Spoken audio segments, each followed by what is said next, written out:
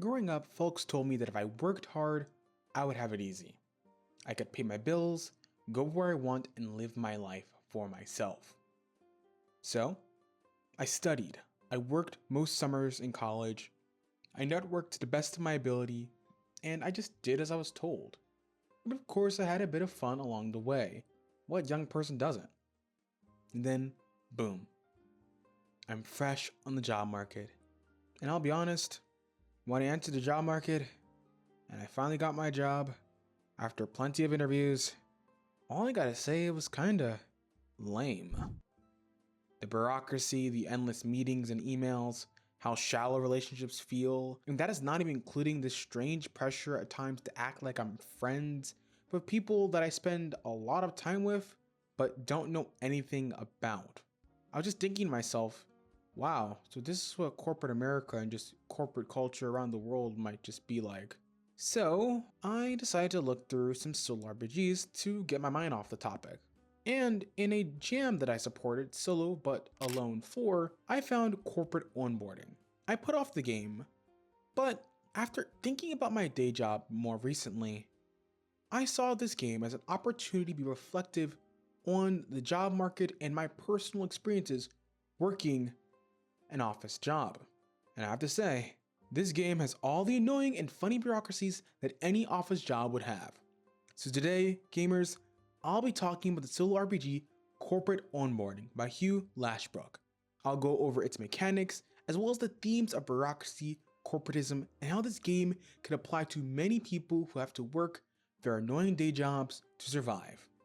So grab your coffees, fill out your annual performance reviews, and let's touch base into the uncomfortable reality of corporate onboarding. To start, Corporate Onboarding is a solo journaling game made by Hugh Lashbrooke. It's a tongue-in-cheek solo journaling game about navigating corporate bureaucracies.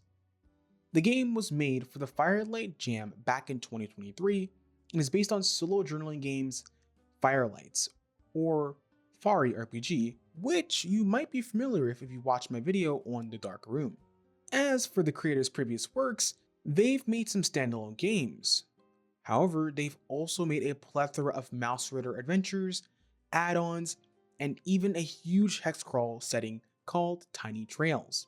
So it's not surprising that their branding is family friendly. And what's not more family friendly than dealing with the annoying bureaucracies of working an office job? That was rhetorical, but if you want to answer that, be my guest. Just let me know down below in the comment section and leave a like on this video while you're at it. Alright. How do you play this game about corporate onboarding and bureaucracy? And what are the materials you'll need? So for materials, all you'll need is paper or some sort of word processing software.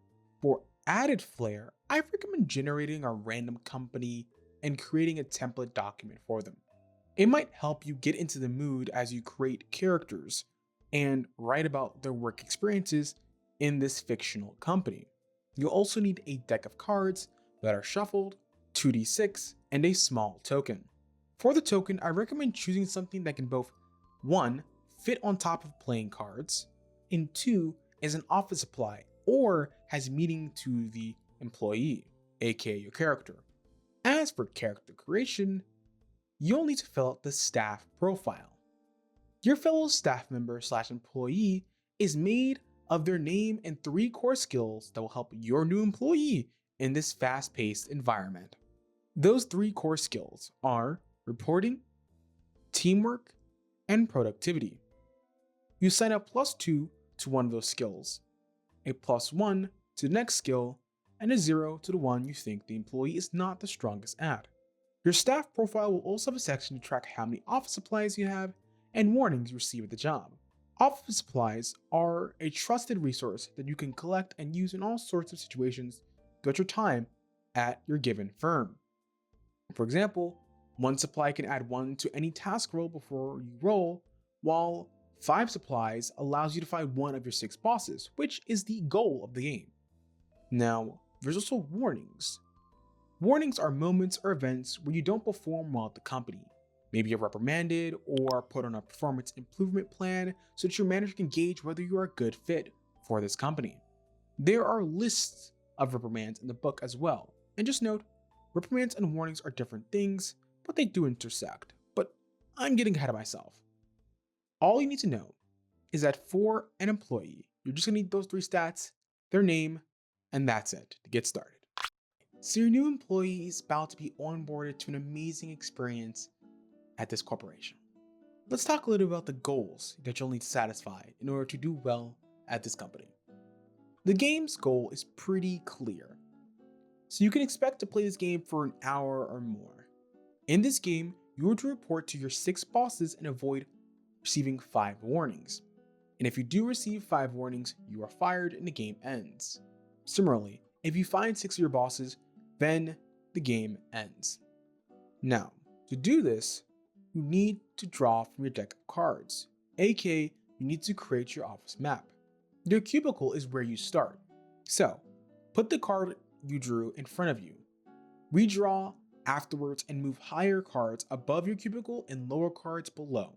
From there, roll in the room's data table, and just make sure to put your token where you are in the office.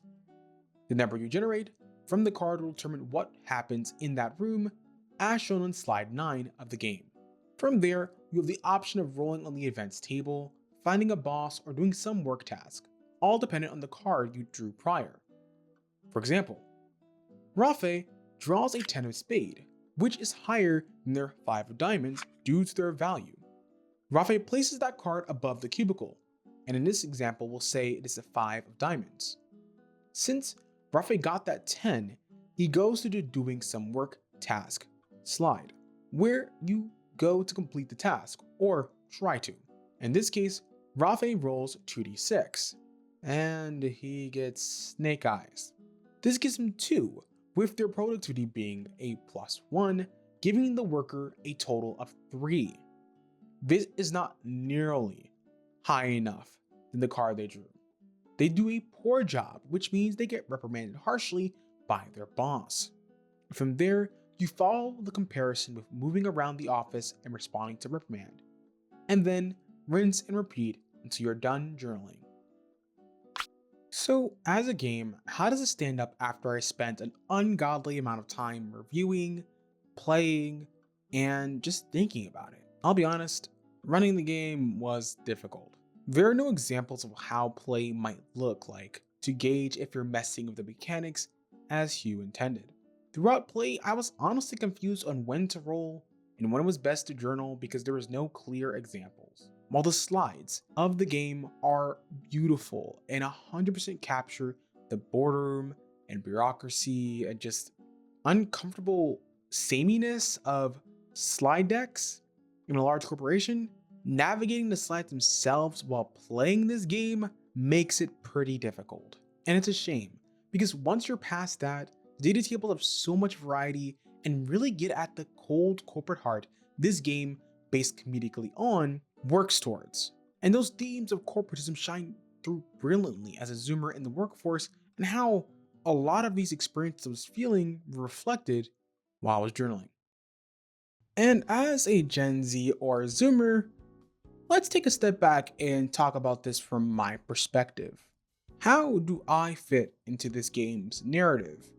Well, for first, Gen Zers are entering the workforce more than they were at any point. The oldest Gen Zers I think are around 26, 25, or 24. And as Glassdoor's 2024 workplace trends mentions, despite a softening labor market, Gen Z is poised to overtake baby boomers in full-time workforce by early 2024, a shift that has long been coming. Zoomers, unlike previous generations, are defined by technological changes of the 2000s and 2010s. We were raised with a digital social web and technology at the forefront, as stated by Dong Mei from Gandhi National Tribal University. To add, Zoomers generally want transparency, self-reliance, flexibility, and personal freedom within their workplaces. Dan Schwabel states, in quotes, Gen Z indicates that the workplace should be less about age and more about ideas and contributions. Also, they want to work for an honest leader. Researchers also state that Gen Z care about how an organization ties with community and social responsibility. Another study from Romanian representatives of Gen Zers talk a little bit similarly. Gen Z don't want to work in isolation and rather in groups. Furthermore, Generation Z wants constant development and a desire for good working relationships with a need for a strong job security and generous pay. Also, Gen Z has been stereotyped as being less engaged in the workplace despite wanting to succeed. We want personal achievement, but we also want our hobbies to remain central to our lives, which this Barna study shows. Some researchers have even separated Gen Z into three subgroups. 1. Social investors, those who value work-life balance. 2. Chill worker bees. These folks desire a comfortable workplace environment. And 3. Go-getters. They prioritize advancing their career. But regardless of these subgroups, all Gen Z prioritized companies with high moral and ethical standards. To summarize, Gen Z are digital nomads who grew up with technology throughout our adolescence. We are more racially and ethnically diverse than previous generations, and queer and trans acceptance is more comfortable with Gen Z, as shown by Pew Research. We deeply desire flexibility, personal freedom, and a sense of community in our personal lives. This comes out in how we saw the legacy of broken promises that corporations promised millennials and Gen Xers, while baby boomers just took the entire housing market and everything.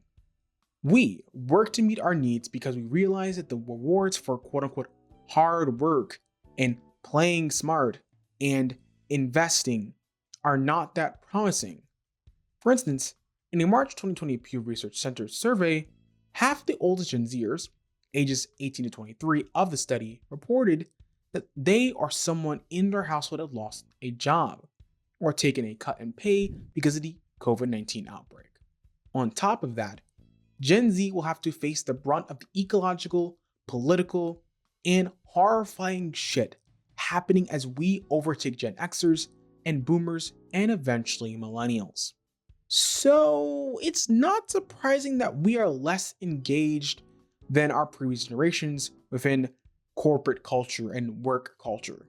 It's also not a shocker that we got put with the stupidest labels I can ever think of. Quiet quitters.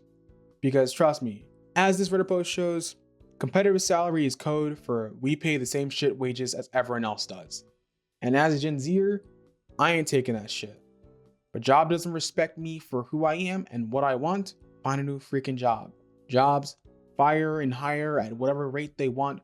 And quite frankly, why should I put so much energy into a company that fundamentally doesn't really align with my values and drop you for the lamest of reasons?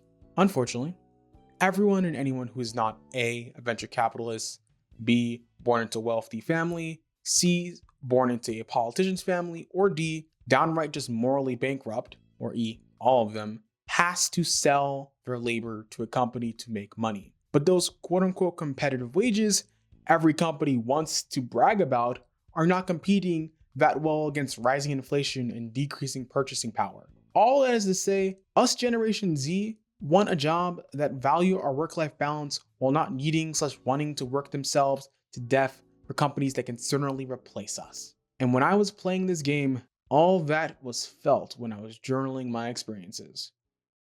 And that's the killer and wicked thing about corporate onboarding for me.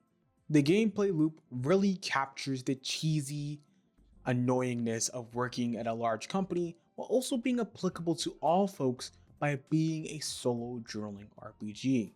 You don't have to schedule anything with this game.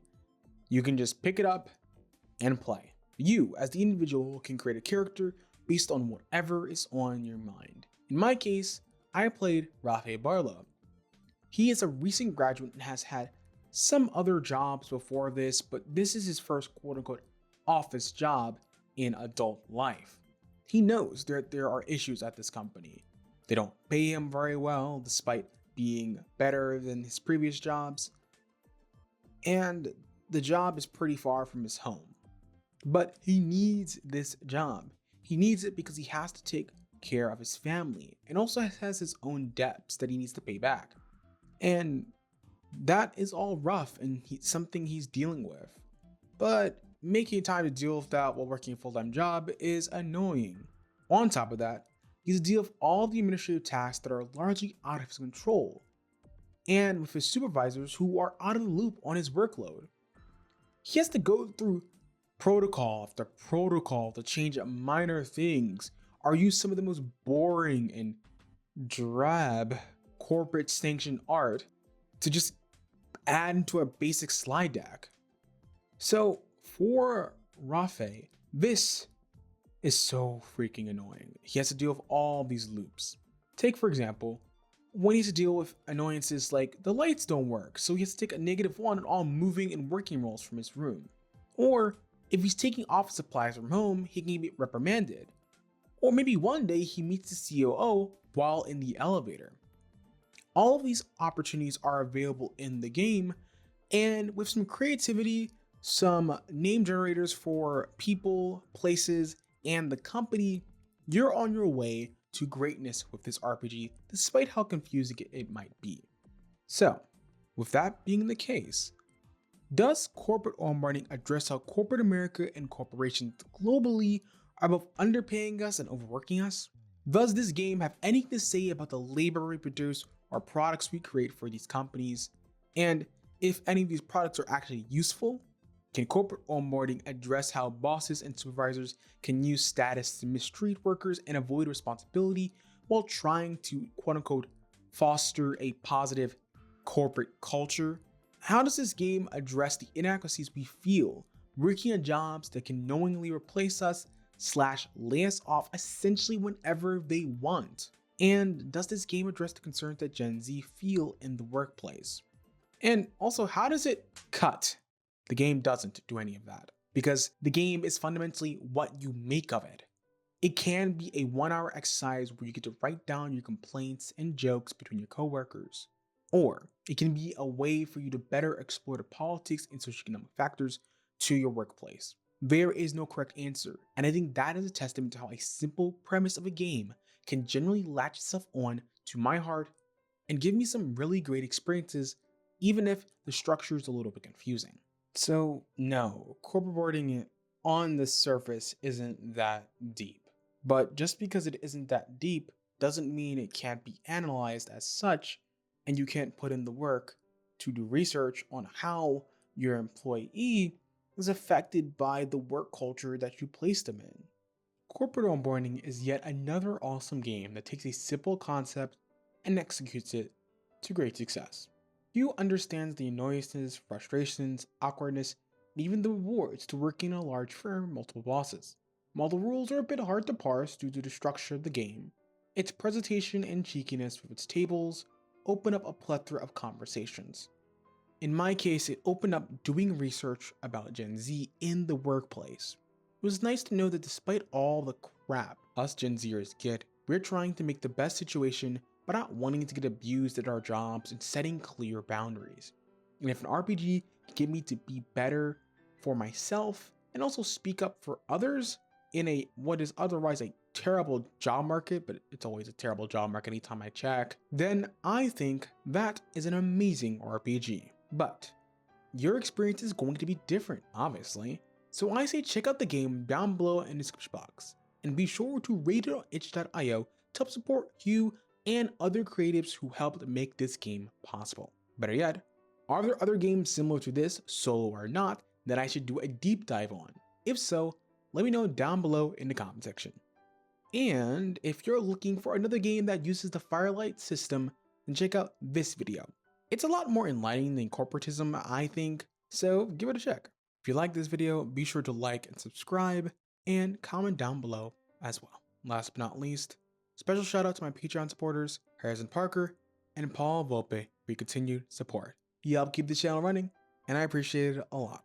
If you want to support me, you can check out my Patreon and Ko-fi down below in the description box. And as always, I'm your average everyday queer worker, blurry disposition. Hope you all have an awesome day. Ciao.